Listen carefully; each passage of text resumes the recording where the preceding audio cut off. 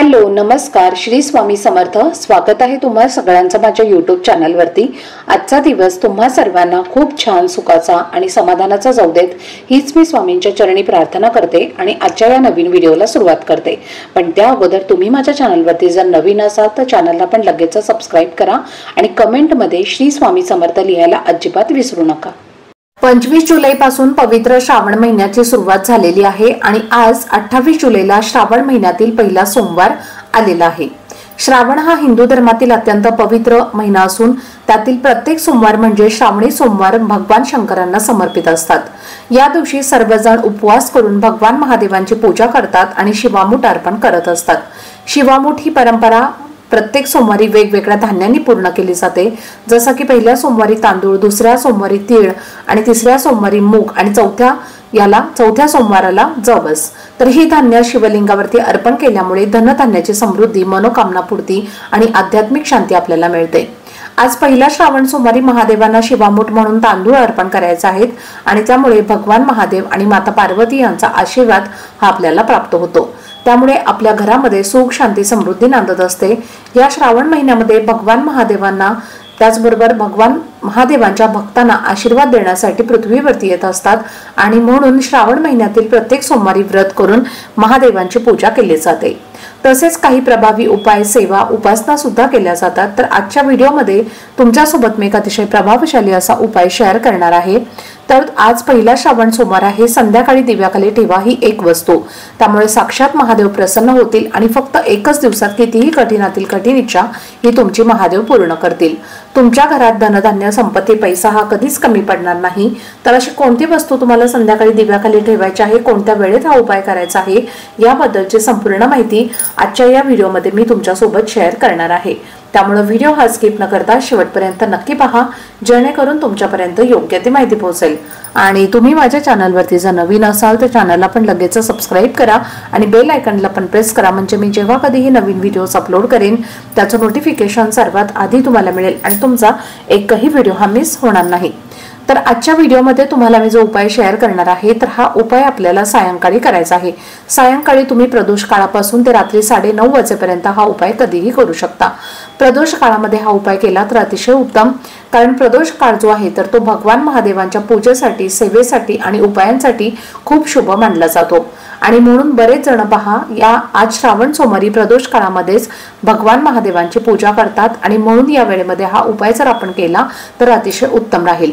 आणि जर तुम्हाला प्रदोष काळामध्ये हा उपाय करणं नाही शक्य झालं तर तुम्ही रात्री 9:30 वाजेपर्यंत देखील हा उपाय करू शकता, कारण ही तिन्ही संध्येची वेळ असते, आपल्या घरामध्ये लक्ष्मी येत असते आणि म्हणून या वेळेत आपण जर हा उपाय केला तरी सुद्धा या उपायाचं आपल्याला खूप अधिक पटीने फळ हे प्राप्त होईल।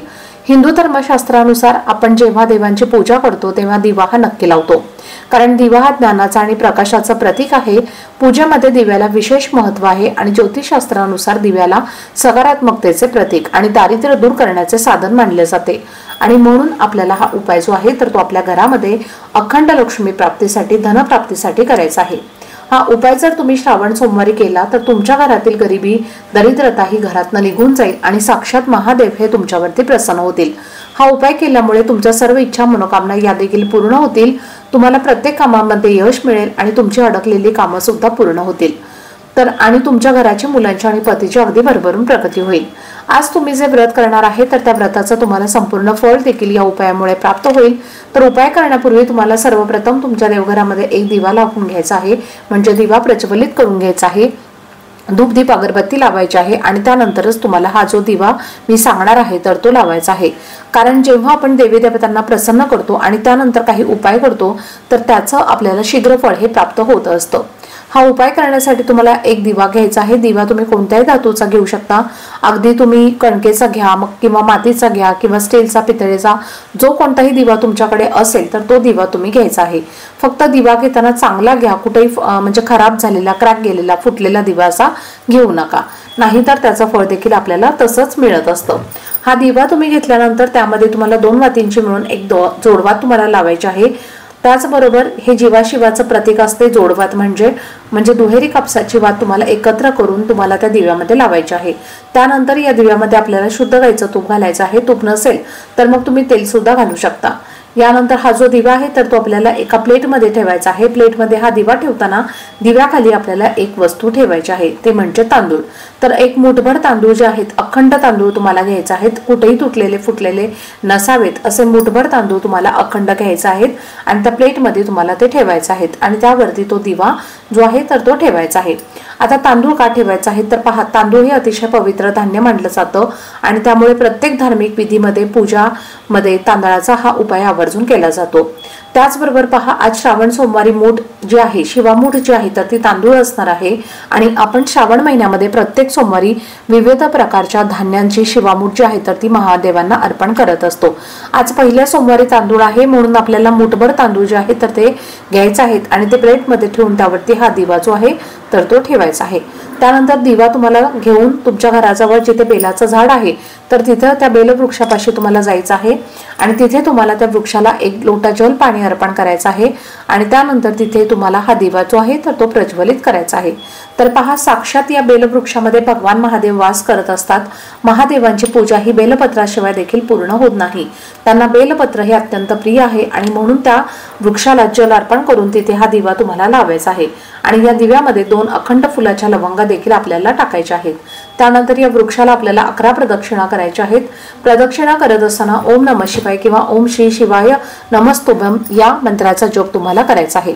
आता बघा, बऱ्याच जणांच्या घराजवळ बेलाचं झाड नसतं, तर मग हा उपाय कसा करायचा तर पहा, तुमच्या देवघरामध्ये जर शिवलिंग असेल तर त्यांच्या समोरच तुम्हाला हा दिवा जो आहे तर तो लावायचा आहे किंवा तुम्ही तुमच्या घरामध्ये आज श्रावण सोमवारची पूजा केलेली असेल तर तिथे सुद्धा हा दिवा तुम्ही नक्कीच लावला तरीही चालेल। तर अशा पद्धतीने आपल्याला आज पहिल्या श्रावण सोमवारी ही एक वस्तू जी आहे तर ती दिव्याखाली ठेवून हा एक दिवा जो आहे तर तो आवर्जून लावायचा आहे आणि हा दिवा लावल्यामुळे तुम्हाला खूप सकारात्मक बदल जाणवतील, कारण काही दिवसांचं महत्त्व खूप जास्त असतं आणि त्यामुळे या गोष्टी प्रगतीवर आपल्या खूप परिणाम करत असतात आणि त्यामुळे असा दिवा लावल्याने आपल्या आयुष्यात असणाऱ्या सर्व अडचणी, दुःख, संकट हे दूर होऊन साक्षात महादेव हे आपल्याला दर्शन देतील आणि आपल्या सर्व इच्छा मनोकामना ज्या आहेत तर त्या पूर्ण करतील। त्याचबरोबर पहा, जर तुमच्या घराजवळ अगदी जवळच महादेवांचं मंदिर असेल तर तिथे जाऊन सुद्धा तुम्ही प्रदोष काळामध्ये दिवा लावू शकता। हा दिवा देखील तुम्ही तुपाचा लावण्याचा प्रयत्न करा, तूप नसेल तर तेलाचा दिवा तुम्ही लावला तरी सुद्धा चालेल। बरेच जण या दिवशी महादेवांच्या मंदिरामध्ये जाऊन चौमुखी दिवा लावत असतात किंवा एकमुखी दिवा लावतात।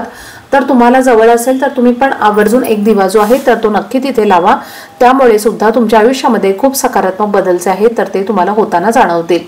तर अशा पद्धतीने तुम्हाला हे सांगितलेले दोन्ही उपाय जे आहेत तर ते आज श्रावण महिन्यातील पहिल्या सोमवारी करायचे आहेत। खूप प्रभावी आणि सात्विक असे उपाय आहेत। हे उपाय केल्याने याचे तुम्हाला खूप जास्त फायदे होतील। आजचा व्हिडिओ जर तुम्हाला आवडला असेल, माहितीपूर्ण वाटला असेल तर व्हिडिओला लाईक करा, चॅनलवरती नवीन असाल तर चॅनलला सबस्क्राईब करा आणि हा व्हिडिओ आपल्या मित्र परिवारासोबत जास्तीत जास्त शेअर करा। चला तर मग भेटूया पुढच्या व्हिडिओमध्ये, तोपर्यंत सर्वांना श्री स्वामी समर्थ।